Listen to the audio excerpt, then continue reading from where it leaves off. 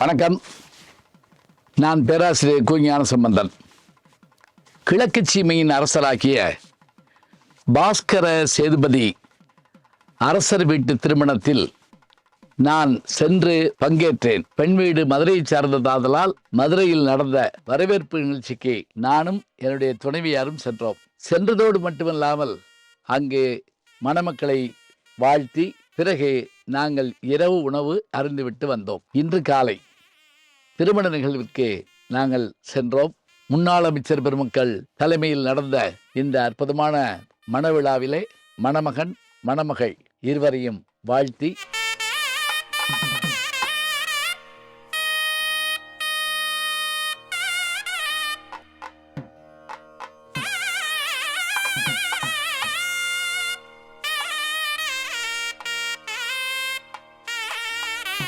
அங்கிருந்தவர்களை எல்லாம் பார்த்து பேசிவிட்டு உணவருந்து விட்டு வந்து சேர்ந்தோம். அற்புதமாக ஊரே வாழ்த்திய இந்த திருமணத்தை ராமநாதபுரம் அரண்மனையில் பிறந்த நம்முடைய வணக்கத்திற்குரிய பத்மஸ்ரீ பத்மபூஷன் ராஜ்யசபை எம்பி ஆகி இருக்கின்ற டாக்டர் கமலஹாசன் அவர்கள் மணமக்களை வாழ்த்துகின்ற அந்த அற்புதத்தை காணுங்கள்.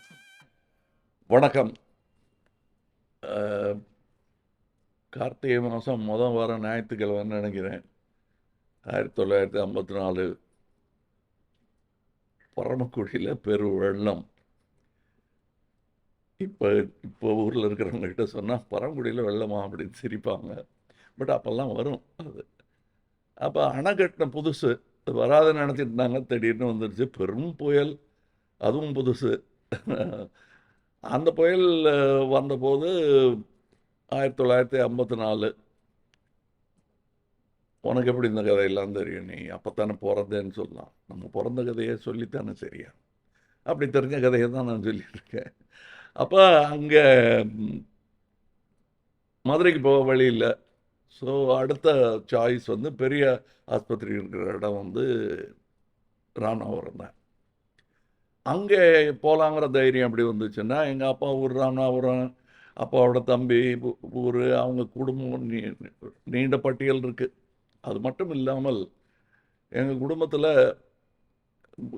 தாத்தா கொள்ளுதாசா காலத்திலிருந்து வக்கீல்களாக இருந்து பாரிஸ்டர் ஆகும் வரை அவர்களுடைய ஆசையுடன் பராமரிப்புடன் வளர்ந்த பல குடும்பங்களில் எங்கள் குடும்பமும் ஒன்று.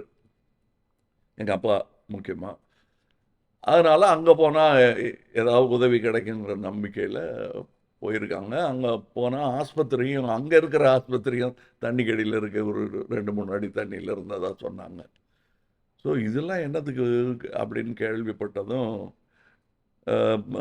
சேதுபதி ராஜா அவர்களும் எங்கள் அப்பா அவர்களும் ராமேஸ்வரம் கோவில் ட்ரஸ்டியாக இருந்த அந்த உறவுனாலையும் லீகல் மேட்டர்ஸில் அட்வைசர்ஸாக எங்கள் குடும்பம் இருந்ததுனாலையும் ஒரு சின்ன உரிமையுடன் எங்கள் வீட்டுக்கே வந்துருங்க, இங்கேயே பார்த்துடலாம், அதெல்லாம் வெளியே அனாரோக்கியமாக இருக்கும் அப்படின்னு சொல்லி எங்களை வீட்டுக்கு வர வச்சாங்க.